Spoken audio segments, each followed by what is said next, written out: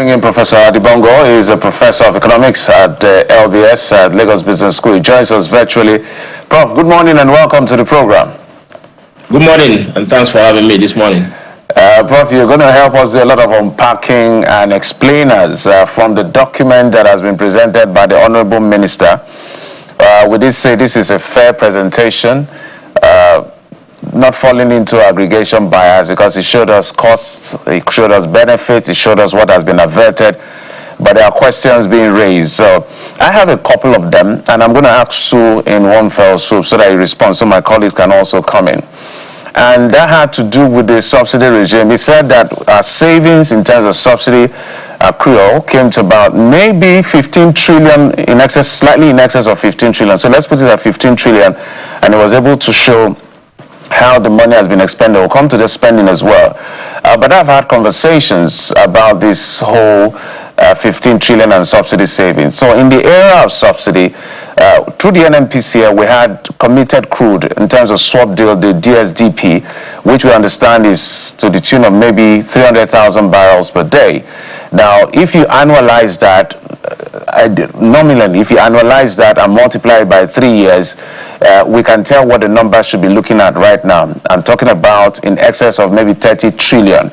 So that's why there's a query around the 15 trillion. But the swap deal ended because subsidy regime ended. So we need to look at the balance sheet of the NNPCL and know what they remitted to the federal government to know whether or not that balance sheet reports that swap deal, because there's still a question around those 300,000 barrels.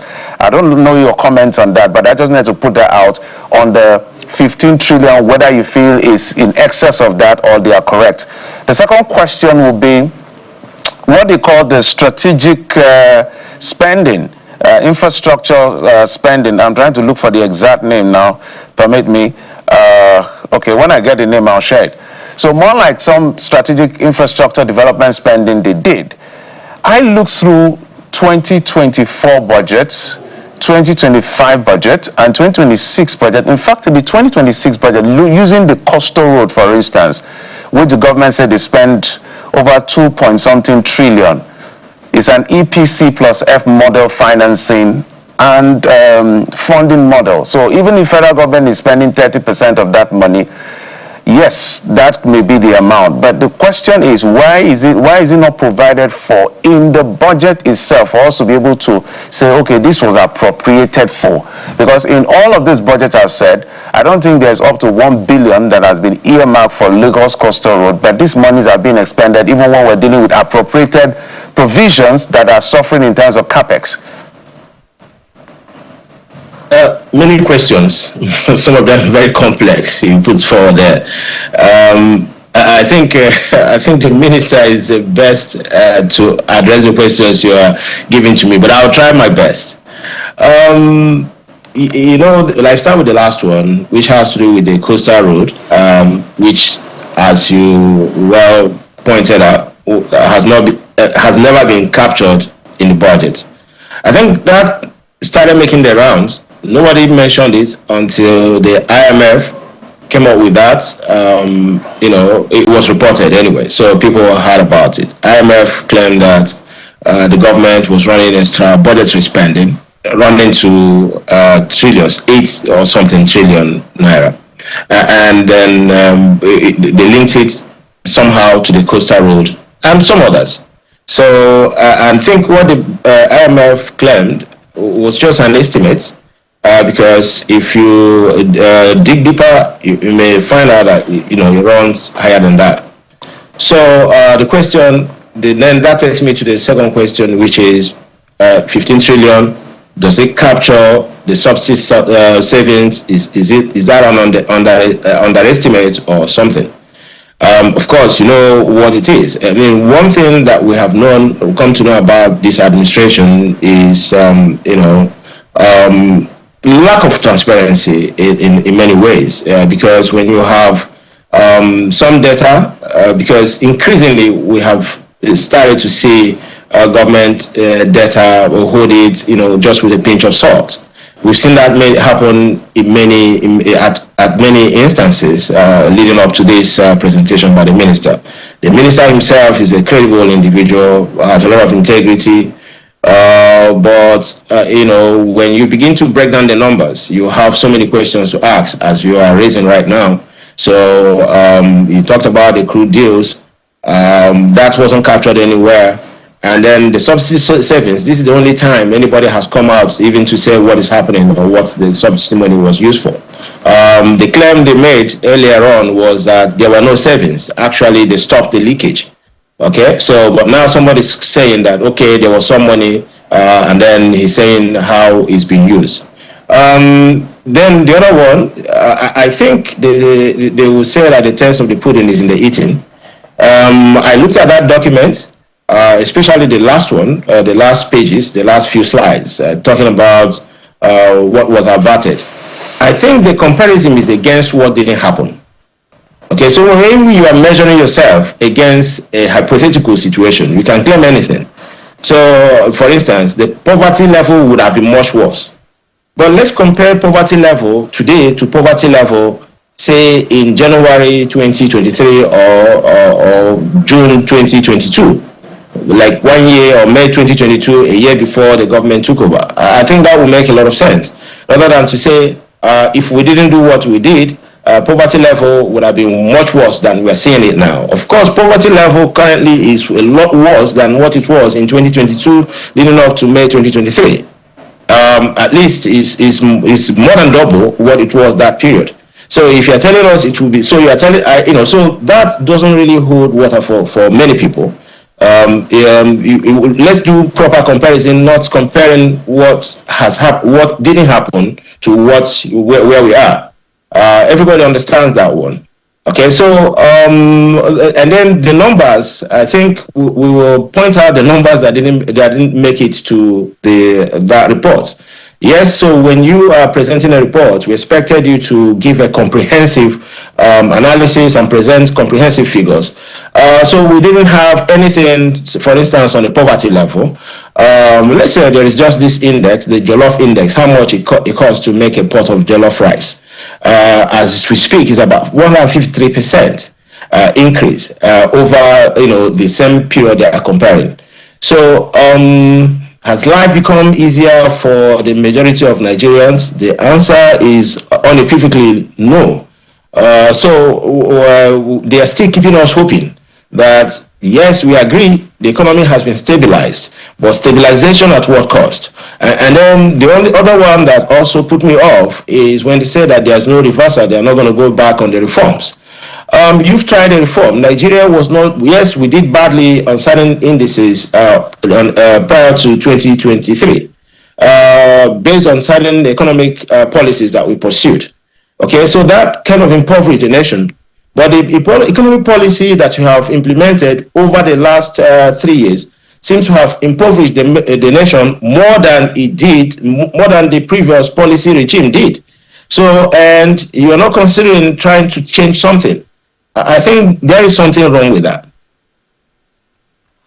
Let's go to another item, which I'd like you to interrogate, Prof.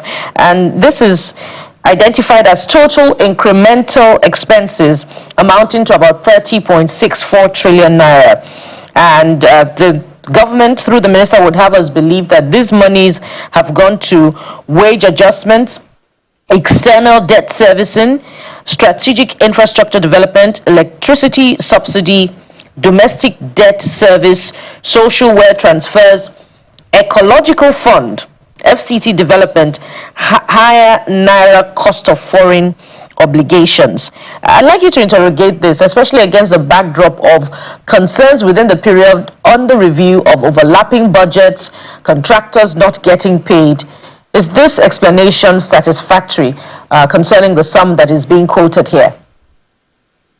Well, there are a lot of issues that anybody can raise, especially if you've been observing how things have been going with government fiscal, accounting in the past couple of years. Let me start with debt servicing. A huge amount of money goes into debt servicing. In fact, right now, our debt service is unhealthy. It's gone beyond the 2025 or thereabouts, IMF benchmark. So it's a huge a lot higher than that. And as a result, government sometimes borrows money to service debt. So that's a huge trend. And until that is somehow dealt with, we can't make any progress across any intervention. Then the other one, what is strategic infrastructure development? It would have been nice if it was broken down, to the bit where we can maybe tag certain projects to strategic infrastructure development. Let's start with, I don't know what will be more strategic in Nigeria today than power and security. The earlier person you had on the program, the earlier guest was speaking on security. And then I remember the questions that were posed to him, and then he struggled to deal with that on whether the security situation is improving or not. So if we had specific projects, linked to strategic infrastructure development, we will now tell you, okay, fine, yeah, we agree there's been improvement in transportation in some areas, but electricity is one area that Nigeria has not made significant progress. I listened to one of the owners of, the managers of one of the major distribution companies the other day. He says this is one company that the government is owing them about 2 trillion naira as we speak. 2 trillion naira. Yet they are expected to distribute electricity. Again, of course, the market has all manner of issues. But then when you have this level of debt overhang and government has to has to each time run back or intervene to rescue or bail out those companies, it's not an efficient system. One would have expected that the strategic infrastructure development would have started with electricity. Let us firm up and stabilize electricity supply, power supply in the nation. Because without power, you don't have industrialization, you don't have job growth. And if you don't have job growth, it means that you're going to have high levels of unemployment. Levels of unemployment, of course, that is correlated with poverty. And with poverty, insecurity, and so on and so forth. So I don't think there is any strategic infrastructure development that will be bigger or more strategic than power. But we haven't seen much improvement in power over the last few years. Yes, some states, in some pockets, there are improvements. But in general, I don't think Nigeria has moved significantly along the path of efficient and stable power supply over the past few years. So again, that cuts at the report that the minister presented. Well, Prof, our newspaper guests earlier today, spoke about the fact that the governors may be receiving huge amounts of money, but the value of the naira is also where the question mark is really. Maybe two questions in one. The first may just be a yes or no. Do you think or agree with those who say that the managers of Nigeria's fiscal policies have done a really very bad job? Yes or no, Prof? My second question would be, for pastors and apostles, their job is to see what happens in the realm of the spirit. You are an economist, Prof. When you look at the last 3 years, and then the plans by the Minister of Finance, Mr. Oyedele, to say, you know what, we are going to stay on course with these economic reforms, no reversals. Prof, what do you see in the path and journey ahead? That's a very direct question, but I remember that Taiwo used to be your guest. I know I played with him several times on your forum, so he's also your friend. So I hope you put that in the background when you're asking me. No, he's our friend. We look forward to interviewing him as Minister of Finance in the coming weeks. Okay, so I would say that Taiwo is a bad manager because he just completed 100 days in office 2 weeks ago. So that is insufficient ground right, to pass any sort of judgment on his administration. So we need to give him the benefit of the doubt. But before him, okay, we can talk about. I guess that's why he was brought into that space. I will also categorically say that they have done a terrible job. But again, if you look at what the social indicators, the macroeconomic indicators, not the macro, because the macro is essentially the CBN. The CBN governor seems to have done well, but then you may have done well, but you are pursuing the wrong policy. So that's exactly where I see Nigeria, and that's where I have issues with that non-reversal stance on policy.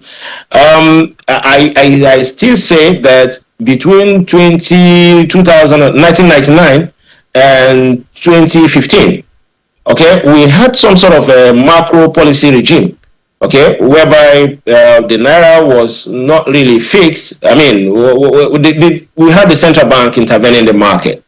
All right, that brought a lot of significant level of sanity in the market. I mean, I can say that up to 2011, 2012, until we had that madness. Okay, so there was stability in the market, and poverty level was manageable, and you could see poverty going down. So the macro had ramification for the micro. We saw that. Right, but today inequality also was more tolerable. But let's look at the inequality situation and let's consider the poverty situation, because that's how we can talk. We can assess the fiscal management, whether they have done a good job or not. I will start with two indicators. One of them is the stock market. Let me look at the stock market. As we speak, the Nigerian stock market is made up of 147 companies. That's the number of listings on the market as of today. Then out of that, just 75% of that is controlled by 24 companies.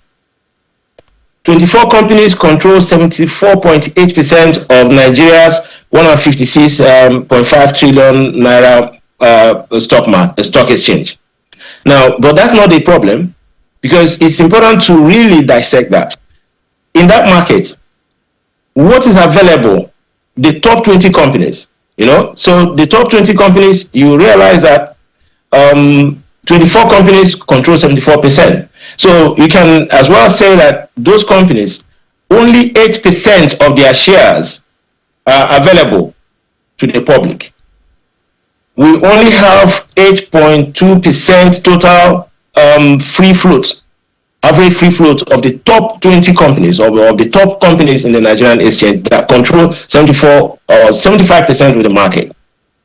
That tells you that we have an illiquid stock market that is not able to fund or to support industrialization or economic transformation. That also speaks to the level of poverty that you have in the country. And this is happening when Nigeria Stock Exchange is the best performing stock index in the world. That is telling you that money is accumulating in the hands of very few people. And that is the resultant effect of the economic policy that we are pursuing. It is leading to increasing inequality. And when you have high levels of inequality, high level of poverty is what comes out of it. Okay, so you have monies, you have capital in control by just very few people. And when you have such high concentration, you do not have enough coordination. You do not have enough transmission that can transform the economy in such a way that it generates or engenders the growth that is expected to lift people or buoy them out of poverty.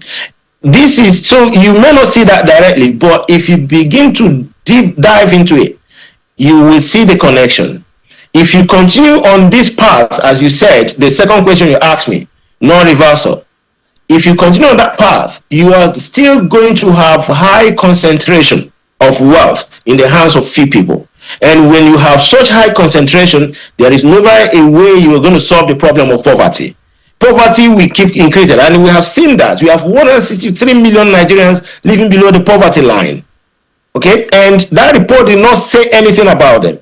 It didn't put that as an indicator that we have higher level of poverty today than ever before. It didn't say anything about that. And that's where I have my problem, because they are comparing themselves to a situation that never existed. And of course, when you do such comparison, you can always give yourself a grade. That's fine. All right. Prof, so two things in one I want you to address. First, they actually had put out on their website where they call it where the strategic infrastructure spending go. They listed Lagos, Calabar, Coastal Highway, Sokoto, so many road infrastructure. My argument is, why is the federal government spending monies that are not budgeted for? The government is complaining because they said the prioritization is first debt service, recurrent expenditure to keep the government going. Now, whatever is left is used for capex. Now, Lagos Calabar Coastal Highway is an EPC plus F, so there's a cost funding component from the federal government, which is reflected in 2.2, not even captured in our budget in all the 3 years of the budget we've listed so far. So it's very troubling, because if you appropriate things that are not captured in the budget, maybe you help me break that down. I think it's an impeachable offense because it's called an appropriation act. But we'll leave that for now. But let's talk to something that you've highlighted, and that has to do with, yes, that's what I was talking about, because Prof, you're asking where did the strategic infrastructure spending go. So that's it. We're just talking about, yes, you spend this money, but from where did you spend this money? Who approved this money for you to spend when it's not in the budget expressly? At least from what I've seen, I stand to be corrected. But let's go to what they consider the swing lows of these reforms in terms of the social impact. They talked about headline inflation, they kept it at green. Food inflation, they kept it at amber. There's nothing red for them. PMS price, they kept it at amber because they said it was 185 and it's now 1,000 plus, in excess of that. Minimum wage, yes, nominal gain, but of course, you know the value as of today, because food prices have gone up, so that makes a mess of that increase. As you are rightly posited, poverty, whether it's income poverty or income, whether it's income poverty or multidimensional poverty, they're all in the swing low. And when you look at this, where I'm going to with this is that I suspect that as we get into the electioneering season, I don't want to drag you into politics, we're going to be repeating ourselves. While we play up this, they will be playing up the macro. How do we reconcile this? At what point should we say, maybe we can give them a chance, or no, you should have done this better for this to have achieved its purpose by now? I think we have enough, when you're talking about that, we've got enough data to know where this policy, if we continue to pursue it, we go to. I gave you an instance. Let's look at the stock market. Then I'm going to give you another one, which has to do with income.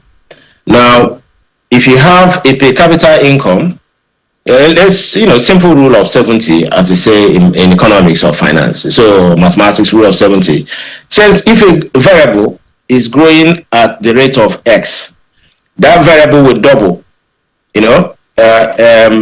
after 70 over X years. Now, let's break it down. So, how much is the GDP? What's the GDP growth rate? So let's say GDP, and then from there, per capita income growth rate. If it is 2%, if it is 4%, okay, let's be gracious, let's say 4%. So if our per capita income is growing at 4%, it means that our per capita income will now double in 70 over 4 years. Do the math. Okay, so that is giving us around, say, 14 years. 14 years is what it will take for us to have a per capita income that is today below $1,000 to, let's say, $2,000. I don't know if that helps you. If you are growing the economy at 4%, which is what we have seen, the average, in fact, the average over the past 3 years is actually lower than that. It's about 2.5. But let's say 4. It means that we expect to exit from $1,000 per capita income to $2,000 per capita income in 14 years. I don't know where you and I will be in 14 years, where this administration will be in 14 years. So if we give them another 5 years, what will be our per capita income? It will be maximum maybe $1,500 or $1,200. Again, some people argue that the per capita income is actually below 800. That is average, okay? And we know the high level of inequality that I pointed out earlier. So that's the social and development indicator that you need to be referring to. Yeah, like you said, the election is coming, and then everybody, they will be ramping up, and against this, of course, you see the spin with the report, because it's helping the government. Like I said, they've stabilized the economy, but you can stabilize an economy because you're implementing the wrong policy. Okay? Because if you have a policy that has impoverished the nation, making Nigeria unattractive. They're talking about capital importation as well. I looked at that figure, but I need to break that down also. The component that is growing the little GDP that we have, okay, those are the non-core aspects of GDP, which is like the food inflation. The core aspect has not grown. The core GDP, we are talking about private consumption plus private investment. Private consumption is the food, the livelihood of individuals. When you have this high level of poverty, of course, people are not increasing their consumption. And if people are not consuming, they are not buying goods and services. Firms cannot be doing well on the general level. You only have very few segments who are doing well. And that's why in your stock market also is dominated by just 4 segments, 4 sectors only. Okay? All the shares there are controlled by 24 companies. All right. And in fact, if you remove 3 companies, you've taken almost half of that, with Dangote, Bua, and Zenith. You've taken almost half of the stock market. So that is not a distributive economy. That's not an egalitarian society. And then when you have this high level of poverty, and I can tell you where we are headed in the next 14 years. You're going to have 2000. Before then, our per capita income before 2023, our per capita income was near $3,000. That has impoverished us, and it's going to take us so many years to recover. And you're telling me that you're not going to reverse such policy? Prof, are you saying that that doesn't show that we have proper understanding of things? Prof, are you saying that subsidy was not a good idea? Because I'm trying to understand, because you've given subsidy removal was not a very good idea. Okay, if you have removed subsidy and then you're accounting for it, we can't see what is being done with. Isn't it a good time to actually think of returning it? Oh. What? Okay, when we had subsidy, our per capita income was $3,000 with subsidy. Without subsidy, our per capita income is $800. And I'm telling you that in 14 years, your per capita income will only be less than $2,000. That's if you maintain stable growth at the rate we're having it now. You asked me to play the role of a prophet. That's what I see in the future. A reduction in per capita income, even with the removal of fuel subsidy. That's what you're saying, Prof. I am not saying it. That's what the data says. And it's really worrying. Perhaps we should move from there to other related matters. Jeffrey has asked a very important question about why there is, extra budgetary spending for Lagos-Calabar Coastal Road that is not captured in the budget, which borders on fiscal responsibility and in line with fiscal responsibility laws. I want to explore other areas as well. Yes, the account of stewardship presented by the minister yesterday had to do with reforms and the benefit of reforms to Nigerians. What about reforms in terms of financing? And I want to ask, what was not captured in that account of stewardship? And if it is satisfactory to you, there have been concerns raised by, even the Bretton Woods institution about extra budgetary spendings of this government.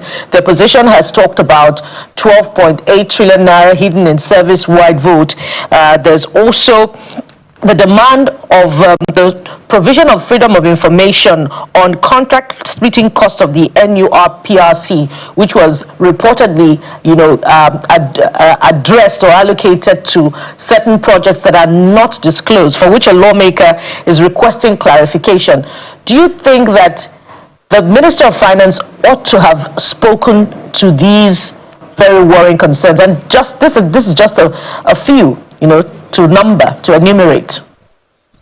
Okay, let me play on let me be on the side of the minister for a while. You won't expect him to. This is a report, it's a scorecard. So these are just comments or issues raised by people. He won't be addressing every one of them. So his job was to present the scorecard of the administration, what they have achieved, and he did that, and I think he did it well. But like you said, what we need to be concerned with will be the things not said. Things we felt he should have also addressed, but were not addressed. Of course, you can understand. He works for the government, so he has to spin it in such a way that will not cause any sort of embarrassment to the government that he serves. So I understand that.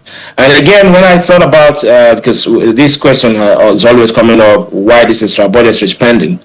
Yeah, I mean, people who are familiar with the mechanics of something like project finance, we know that when you are creating a project, maybe a greenfield project that you are concessioning, or so using the project finance approach, and then you create an SUV. The approach would be that you carry the if a company is sponsoring such a project, they will have to carry that debt on their off balance sheet. So that off balance sheet at least give them the prima facie security that they can still engage in other projects, raise funding without that contaminating their credit situation. So in the case of a sovereign economy like Nigeria, so when we carry those in our balance sheet, you have to look at our fiscal deficit. In fact, part of the stability that the economy has achieved in the past 3 years is the macro stability, not micro, owes to the the reduction in fiscal deficit. Okay, so of course, if you bring this, and if there's a reduction in fiscal deficit, your ratings kind of improve across all the rating agencies, and then you have your net external position, you have the so-called foreign reserve improving, and all those have implication on your foreign exchange, and of course, and then also have implication on your credit rating, meaning that you can get funds at lower level. You are perceived as less risky as a sovereign borrower. So that kind of puts the government in a good position before the international capital market. They can raise money easily, and of course, it is reflecting in the amount of portfolio investment that keeps flowing into the Nigeria, because there is always that perception that Nigeria is solvent. They can always meet their obligation. Okay, but the cost is that we are carrying this off balance sheet. I mean, this is my own reading of it. I don't know what it is in practical. I don't know what the incentive is behind that. But this is how I would say it. Okay, so as a result, now it's came up. I'm sure that without the IMF, nobody would have actually talked about that, because we are not so deep in Nigeria. We don't ask critical questions. But when now it's now coming up, and then people are beginning to excavate other sources, and then we're saying that it's actually higher than that. So the question is, if we carry all these things into the fiscal accounts, into our balance sheet, so-called, what will be the implication for the fiscal deficit? Our fiscal deficit may actually be worse than it was in 2014, 2015. I mean, around 2022, 2023, before this government came to power. And that will not augur well for, again, given where the social and the micro indicators are. So that's the only way, I will look at that. So however they've managed that, I think they should continue to manage it so that it doesn't worsen the situation. The situation is bad enough. So the only challenge I have with this administration is that they are comparing themselves to a situation that never happened. Yeah, you can land on your thought. Are you done, sir? Yeah, I'm okay there. All right. Anyway, there are so many questions.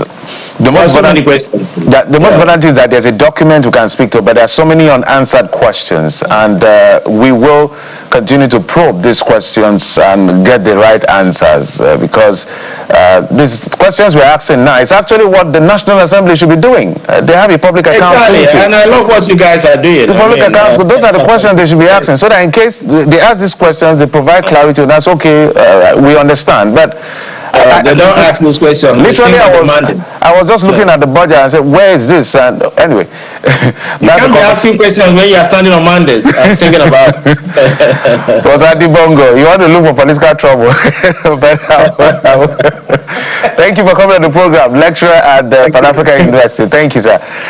Pan Atlantic University, Lagos Business School. Thank you, sir. Coming on the program. Thank you.